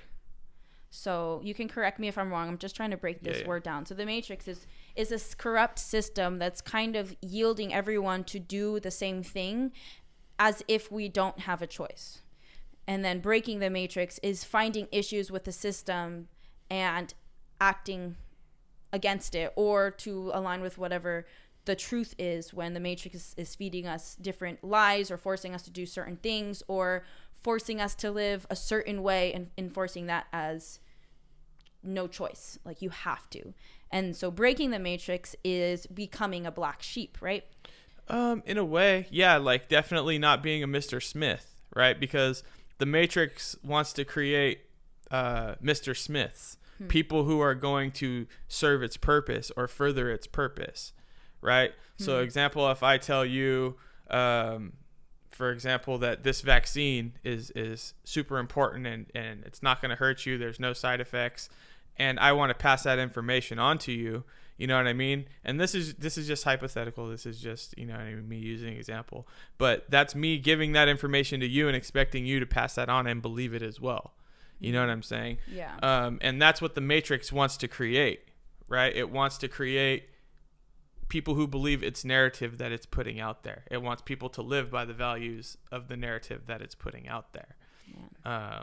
It wants you to consume, right? I definitely think consumption is one of the main goals of the matrix, is consumption, right? As soon as people stop buying shit, as soon as people stop spending money on things that they don't need, a big part of a big cog, you know, of the wheel of the matrix stops and slows down and comes to a grinding halt. You know what I mean? But that's why we have these commercials, you know what I mean, with beautiful women that aren't real, you know what I mean? And so true. All women naturally look at these women and say, hey, I want to look like that. I feel inferior to this woman. So then what do? They go out and they spend money to go out and buy whatever product this woman is selling in the hopes that they're going to look similar or like that woman who sold that product. Yeah. Right? So the matrix is making you feel unsure of yourself, making you feel less than, taking away your self-love, right? Taking away your self-love so that you go ahead and act in a way that they want you to, which is as a consumer. They want you to go ahead and consume products, right? So that's a big part of their selling is making people feel less than. Your clothes aren't nice enough. Your skin's not good enough. Your whatever it is, right? It's not good enough, and you need this product and buy this product. And once you look a lot of these people who buy into this, it's never enough. Look at people like Michael Jackson. Look at people like Kim Kardashian, right? It's never enough. It's never going to be enough for this woman. You know what I mean? Even though so many people love her, think she's beautiful, whatever the fuck they think about her, right? Like, it's never going to be enough for her. You're going to see her. She's constantly going to be putting boobs in, taking boobs out, putting ass in, putting ass out, fixing her face, injecting blood into her face, whatever the fuck it is. She's going to always be chasing that because she has gone into the mode of consuming, and consuming comes the like one of the real roots of this like consumption that the matrix wants us to have comes from the lack of self-love. Really? Think about it. If you love yourself and you're good where you are, then how is the commercial going to work on you? When you see that beautiful woman trying to sell you makeup and you're like, I'm good. Like, my skin's fine. I love who I am. I don't need your fucking product. Then they're powerless, right? But again, that's not how they sell you things. So they have to show you an unrealistic, version of reality, and then that makes you feel less than, right? And then it's like, oh, I want to be like that. Well, if you really loved yourself, you would not have to change shit. Just exist. All religions too have a appointed time of I guess isolation from consumerism, because like in the Hindu faith, they do fasting retreats or meditation retreats where they stay and find enlightenment within themselves through meditation or chanting or being by themselves. Maybe it's not Hindu or different ones, whatever. Mormons on Sunday, they can't get anything on Sundays. They can't support stores because they're supporting buying and working. That's the day of rest. And then with Jews Christians, as well. What do Jews do? Jews have their day of Sabbath as well, where they don't buy anything, they don't go to any stores, they just chill. Yeah. Did I ever tell you I did missions? No. Yeah, I did missions for 2 years straight. Oh, wow. Mm-hmm. Nice. So for a portion of that time, one, you don't have a lot of money. You're not making money or doing ministry. You fund your way to get there. So you can't be a consumer. Right. This was like the happiest point of my life, just in my young adult years. Like I was fully focused on God, serving humanity. But within myself, I couldn't buy stuff. I was in a country where there wasn't even really stores. Like the highlight of the day was Right. buying like a box of Oreos or something. Right.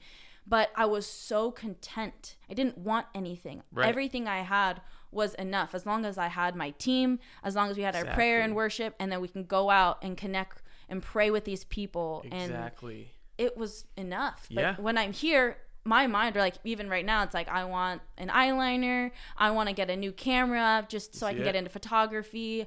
I want decorations for the apartment. Like Right. enough is never enough, but I have everything I need. Yep. Everything. Mm-hmm. It's that's concerning. I mean, it's not concerning. It's, you just have to be cognizant of it. You know what I'm saying? Like, that's one thing it took me, I don't know how long to learn that shit myself. Mm-hmm. You know what I mean? Where it's just like, I don't really care about what people want me to care about. I care about what I want to care about. So I'm going to put my money, my time, my energy towards the things that I care about, not things that I'm told that I should care about. Mm-hmm. You know what I mean? Like, if you look around you, a lot of people are stuck in this rat race.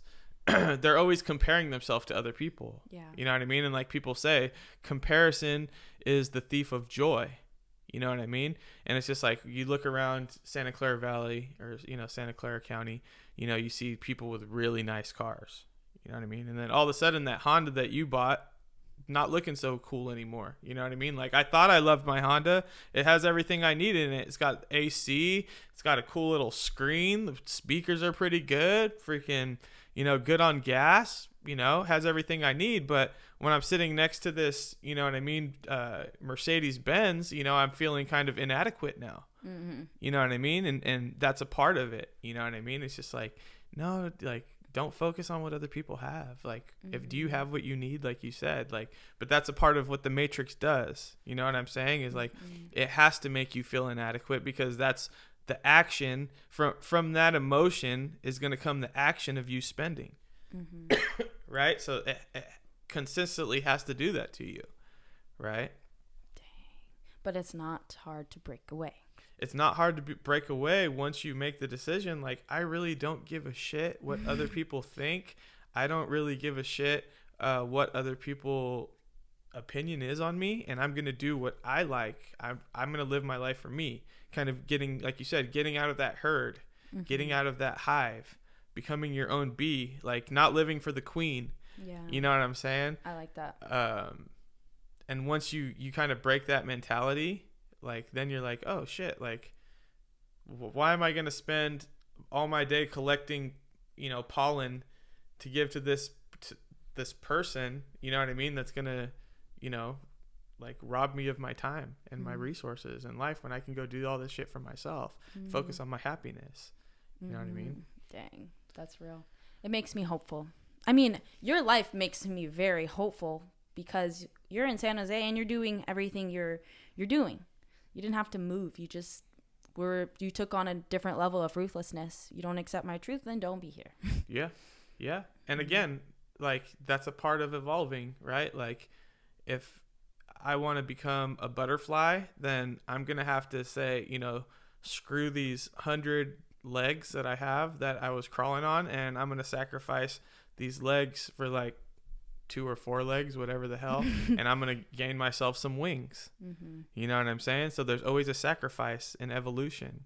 Mm-hmm. And you have to realize, like, part of, especially in, your truth, like, your truth is not everyone's truth, and that's okay. I think that's another thing, like, going back to what we were talking about societies, people have to realize, like, your truth is not everyone else's truth, and you have to be okay with that. Mm-hmm. I feel like everyone wants everyone to have the same truth, and that's not how it works. Right. You know what I mean? Like, people have different truths. That's a part of the human experience. And for the government or any individual to try to tell you, like, you can't speak your truth or you can't say your truth, like, that's a red flag. Mm-hmm. That's a straight red flag if somebody tries to tell you that you can't preach your truth, especially if it is your truth and you know that you're speaking it as a truth and you're not like out there knowingly speaking lies. Yeah. And I love that, because even for me, sometimes I get like not insecure, maybe I do, or self-conscious, and I'm like, I'm young. What do I know about anything to have a podcast to talk? And then sometimes it's like, well, I have my guests, like they talk, but it's like, this is my truth right now. And I worked really hard to establish it, but it could change. Right. And when it changes, it's still my truth. Like that's Exactly. my development journey. Gives me peace and confidence. Yeah. Yeah. And like you said, you should be evolving. We all should be evolving. Like whether it comes to martial arts, whether it comes to life, like as soon as you stop becoming a student is when you become stagnant. You know what I mean? Like we're majority water. What happens to stagnant water?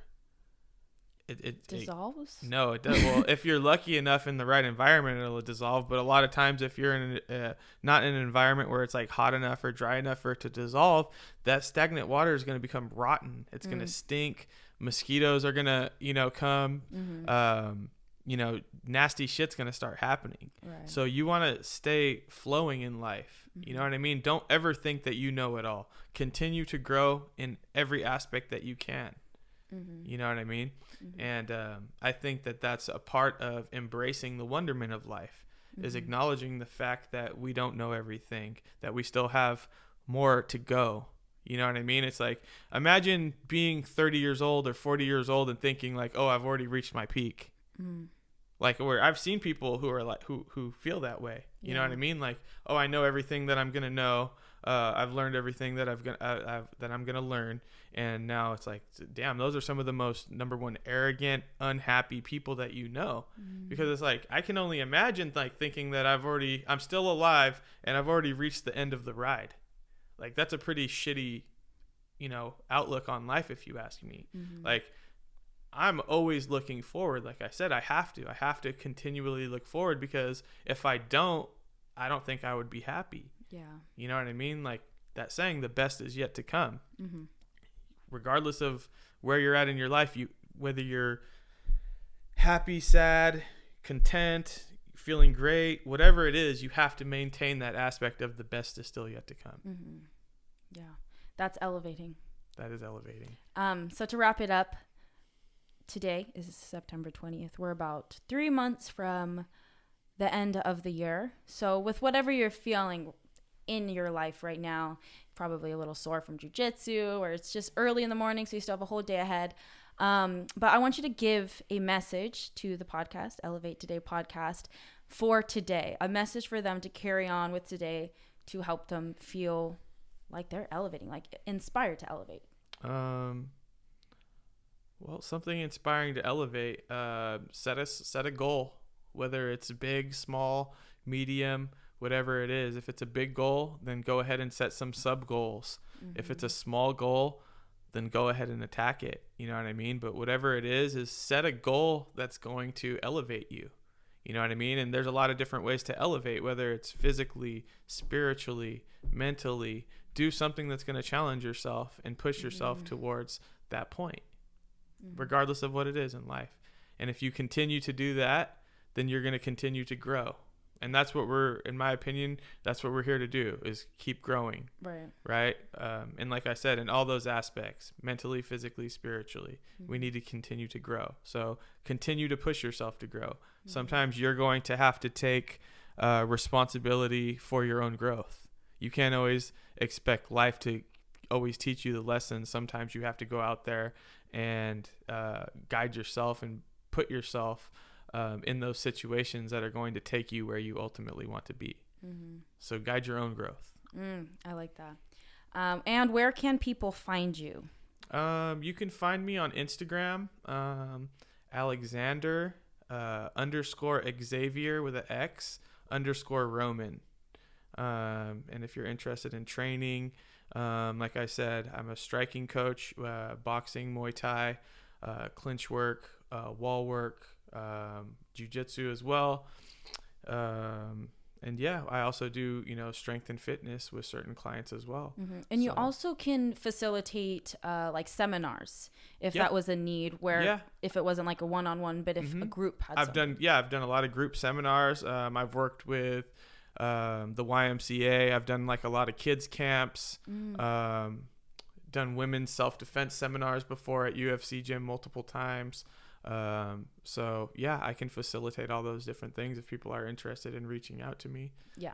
Yeah. That's awesome. I want to put it out there because I feel like there's more of those kind of unique events ran at random places where they don't have a lot of equipment, but they're like, all right, we need to learn how to fight, or different things like that. So right.